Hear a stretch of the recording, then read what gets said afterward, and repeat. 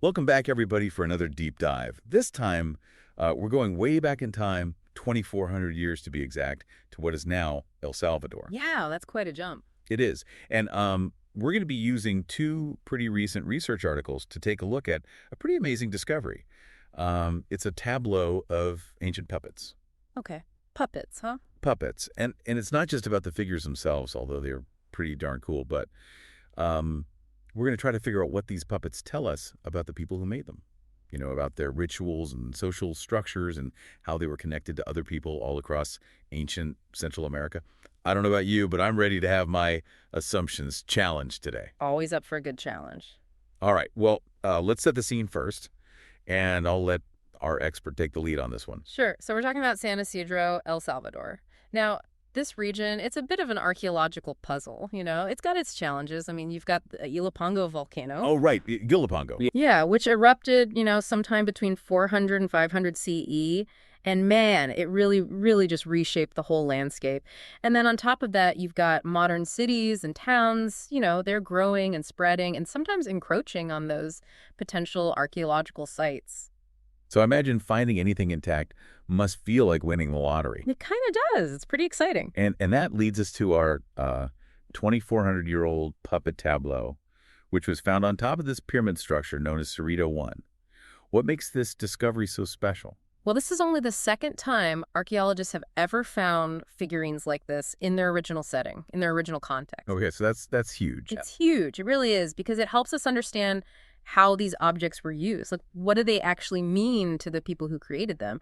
And it kind of throws a wrench into this old idea that this area was like totally cut off from everyone else. Yeah, I see that. So not isolated, as previously thought. Right, exactly. Okay, well, I am officially intrigued. Tell me more about these puppets. Okay, so we've got 5 ceramic figurines. 5. 5. 4 female and get this, 1 male. Oh, wow. So that's a first. Yeah, first time they found a male figure in one of these tableaus. Now, the 3 biggest puppets, they're about 30 centimeters tall. Oh, wow. So that's like a foot tall. Yeah, about a foot. And they're depicted nude, which is interesting. Interesting. But then you have the 2 smaller ones. They're like 18 and 10 centimeters. Okay. And those ones, they have hair and these really detailed ornaments. Oh, cool. So they're all decked out? Yeah, yeah. And here's what's really cool. The 3 largest puppets, they've got movable heads and open mouths. Wait. Movable heads. Like they were actual puppets. Like actual puppets. I'm picturing like an ancient puppet show happening on top of this pyramid. I love it. Right. But what really struck me in the article was the description of the puppets' faces.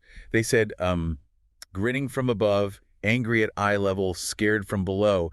That sounds so intentional. It does, doesn't it? Like, why make that choice? What do you think? Well, researchers think that these figures, these puppets, they might have been used in rituals, to reenact myths or even historical events. Like, maybe it was a really, really early form of theater. Yeah, I could see that. And maybe those changing expressions, the faces, that was a way to pull the audience in, give them a different experience depending on where they were standing, where they were looking. So, like, built in multiple meanings depending on your point of view, literally. Exactly. That's so cool. Oh, and we can't forget about the other stuff they found at the site, like these jade pendants. They're super similar to ones found in Nicaragua, Costa Rica, even Panama. Really? So they were trading with all these faraway places? Yeah, it shows they were part of this huge trade network, this cultural exchange that spanned a big chunk of Central America. So this wasn't some tiny isolated community. They were connected to a much bigger world. What else can we learn from these artifacts, these other objects they found? Well, even the everyday things like serving vessels or a broken grinding stone, they can give us clues about, their daily life, their rituals. Yeah. We can start to figure out what they ate, how they prepared their food, how they used these objects in their ceremonies. So it's like putting together a puzzle. Yeah, exactly. Okay, so we've got these amazing puppets and evidence of this big network. I'm curious, how does this San Isidro tableau, how does it compare to the one they found in Tlaquelecabaj, Guatemala, back in 2012? Is there like a common thread between these discoveries? There are some really strong similarities between the 2 sets of figurines. Okay. Which kind of hints that there was this shared cultural tradition across the region, But there's a big difference. The Tlaquelecabaj tableau, it was found with a burial. while the San Isidro one wasn't. Well, So it seems like even though the tradition of making these tableaus was pretty widespread, how they used them, what they meant, maybe that varied depending on where you were, the specific context. yeah. So like even within a shared tradition, there's room for like regional differences, like unique interpretations. Exactly. But if the San Isidro tableau wasn't part of a burial, what was its purpose then? What was so special about where they found it and how it was positioned? The article mentioned this weird alignment, like 15 degrees north of west and no human remains. Those details seem important, don't they? You're picking up on the right things. That's where we have to start thinking about Mesoamerican cosmography. Okay, I'm following. How these ancient cultures saw the cosmos, how they mapped it out. In lots of Mesoamerican cultures, west, that direction, it's associated with death, the underworld. Okay. And that 15 degrees north of west alignment, well, turns out that was a pretty important direction for lots of settlements during the middle and late Preclassic periods. Okay, I'm with you. So we're possibly looking at a mix of ritual practices and astronomy, but how does that tie into our puppet tableau? Well, there are two main ideas about that. The first is that it was a cenotaph. A cenotaph, it's basically like a monument, an empty tomb, dedicated to a leader who had died, a way to honor them even if their body isn't there. The second idea is that the tableau was used in like a public ritual, something the whole community took part in, and they performed it on this platform, on this mound. I like that second interpretation, the community ritual. Yeah. If the whole community was involved, what does that tell us about their social structure? I mean, were they as hierarchical as other Mesoamerican cultures? It's a good question, and it does kind of challenge some of the assumptions we might have. While the big architecture at San Isidro, it does suggest there was some central management, some organization. We're not Right. seeing the same overwhelming evidence of like one all-powerful ruler that you might find in other parts of Mesoamerica. Uh-huh. It seems more likely that we're dealing with what researchers call communities of practice. Communities of practice. Yeah, it's like groups of people maybe spread out over different areas, but connected by their traditions, their rituals, their ways of life. It's a more horizontal, networked structure, not a strict top-down pyramid. It's more like a web than a pyramid. Yeah, more like a web. And, it's possible that these communities of practice, they were actually pushing back against those hierarchical structures that were popping up in other parts of Mesoamerica. So they were doing things their own way. That's really interesting. It seems like we're looking at a society that was more connected and maybe even more egalitarian than we thought before. And it's amazing how much we're learning from these little clay figures. Isn't it? I'm definitely ready to keep exploring. What other insights can we get from these ancient puppets? It really gets you thinking, what was going on there? Like, how did these communities, how do they keep their own traditions, but stay connected with this bigger network? I know. I'm trying to picture, it's like this blend of local customs and shared rituals, maybe even a little friendly competition between the different communities. Oh, yeah, definitely. It just reminds you that, they were real people with their own stories and beliefs and ways of life, It's so easy to forget that sometimes. I know. So speaking of being connected, those jade pendants, they give us some really fascinating clues about how far this network reached. Can we figure out like the specific styles and where they came from? Yeah, absolutely. So some of the pendants have like these stylistic features that connect them to particular regions. We see these motifs and techniques that are like classic Nicaragua, classic Costa Rica, even some from Panama. Wow, that's amazing. It is. It tells us that those trade routes, they weren't just about moving stuff around. They were spreading ideas, artistic ideas, cultural influences. It's like each pendant is a tiny passport carrying a piece of home with it across all these huge distances. So we've got trade, we've got shared rituals. What about beliefs? Did these communities, did they also share like a common belief system? That's where things get super interesting, because while we definitely see these shared themes, these motifs across different regions, there's also this space for local variations. It's like think of a genre of music. You've got those core elements that define the genre, Oh, yeah. but then each artist, they put their own spin on it, their own flavor. Yeah, I like that analogy. Mm-hmm. So what makes these San Isidro figurines, what makes them unique in this bigger cultural picture? Well, for one, the male figurine, that's something we don't see in other tableaus. Hmm. And then how they're arranged, those figurines, the specific alignment, it all suggests that their ritual practices, they might have had some really unique elements. It makes you wonder, like, what was the point of these performances? Were they just religious?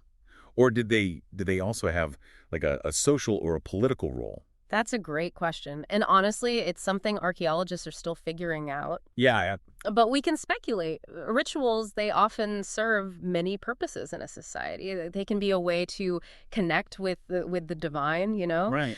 But they can also be a way to like reinforce social norms, to deal with conflicts, even to make political statements. So these performances might have been a way to bring the community together, to reaffirm their shared identity, maybe even to tackle those issues that were really important to them. Absolutely. And the fact that these rituals, they seem to have been these public events done on top of this prominent mound, it makes you think they were really important in the community's life. Yeah, absolutely. This is all so fascinating. We started with these puppets, and now we're talking about ritual and social structure and belief systems in ancient El Salvador. It's amazing. It's a whole world right there. But I'm thinking about, those communities of practice and their resistance to hierarchy. How does that fit with the fact that they still built these incredible pyramids? I mean, that seems like you would need some central authority, some serious organization to pull that off. That's a really sharp observation. And it's important to remember that having, these monumental buildings doesn't automatically mean they had a strictly hierarchical society. It's possible that these communities, they came together for these specific projects. They pooled their resources, their labor, maybe under the guidance of respected individuals or councils, not necessarily one all-powerful ruler. So it's not about not having leaders. It's about a different kind of leadership. Exactly. More collaborative, less authoritarian. Exactly. And this really challenges how we usually think about how complex societies develop, It suggests that there might be other ways to become complex, ways that don't necessarily rely on the same top-down structures that we see in other places. It's like a reminder that human societies, they're just incredibly diverse and adaptable. Yeah. And it makes me want to know more about the actual people who might have led these communities. Were they religious figures? Were they skilled artisans? Were they, just these visionary leaders? That's where archaeology gets really exciting, It meets imagination. We might never know their names, what their roles were exactly, but we can look for those clues in what they left behind, Right. like the craftsmanship of the puppets, the complexity of the architecture, the evidence of trade, of cultural exchange, It all points to a society that was really skilled, that had a lot of knowledge, that was very well organized. It's mind-blowing to think that we can learn so much about a culture from things that are thousands of years old. It is pretty incredible. It's like holding a piece of the past. It really is. Okay. What else have we talked about with this discovery? What other aspects? Well, one thing that really jumps out is just how artistic and creative these figurines are. I mean, the detail in the faces, the clothing, the ornaments. Yeah. It shows a really deep understanding of the human body, And it's like they wanted to capture not just what these people look like, but their spirit, their emotions. I know. It's incredible how expressive those faces are. Yeah. Even after all this time, you can almost feel their personalities. Did they try to figure out like the colors, the pigments that might have been used on these figurines? Oh, that's a great question. So the original colors, they haven't survived, unfortunately. Yeah, that's a bummer. But they have been able to find traces of these mineral-based paints on some of the figurines. Reds, yellows, blacks, maybe even some blues and greens. Wow. Can you imagine how vibrant these figures must have looked under the sun? Oh, it's incredible to think about. Yeah. It just adds another layer of meaning to these already amazing objects. And it makes you wonder about the people who made those pigments, Their techniques, where they got the materials. It's like a whole other world to explore. Definitely. I'm also thinking about who is the audience for these performances? Who are these puppets speaking to? That's a good one. Were they supposed to entertain? Were they supposed to teach something? To inspire awe, reverence? I bet they served many purposes, appealing to different people in the community on different levels. I can picture the kids, just being mesmerized by the puppets, how they moved, by the stories they were telling. While the adults, maybe they were picking up on those deeper meanings, those symbols. Right. Different layers for everyone. Exactly. Yeah. And we can't forget about the puppeteers themselves. I mean, they were the ones who brought these figures to life. They gave them voices, personalities. They were the storytellers, the keepers of the tradition. The ones who bridge the gap between this world and the spirit world. Exactly. You know, I'm starting to feel like these performances, they were more than just entertainment. They were a way to connect with the past, to understand the present, Yeah. to imagine the future. Powerful stuff.